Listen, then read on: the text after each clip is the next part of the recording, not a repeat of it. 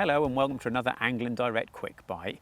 And in this Quick Bite today, I'm going to talk you through what's a bit of a forgotten art now, and that's using backleads. So I'm going to show you how to use them, when to use them, and why to use them.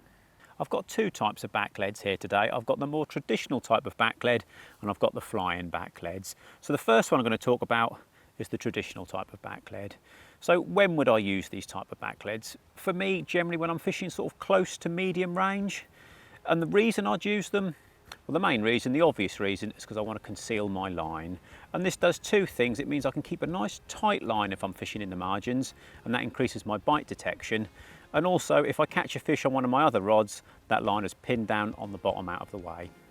These type of backleads are super simple to use. Once I've cast my rig out, I tighten up to my rig and straighten the line so it's nice and straight from the rod tip to the rig, and then simply slacken off a little bit of line, and on top of the backlead, you can slide the top collar up and you've got a little plastic loop.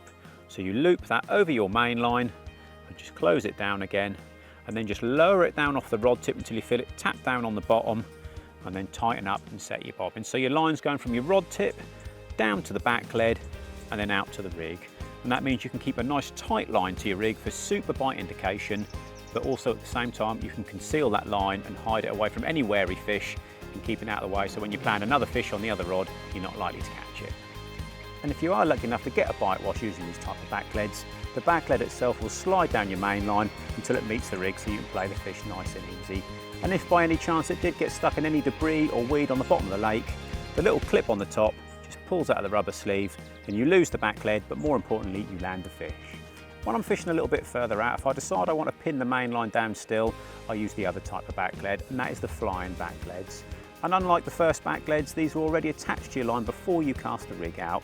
And then when you cast the rig out, they fly up your main line, keeping several yards of the line pinned down to the bottom in front of the rig. Well, there you go, there's the basics of using backleads, and there's definitely a situation in fishing where concealing that line using backleads can get you an extra bite or two.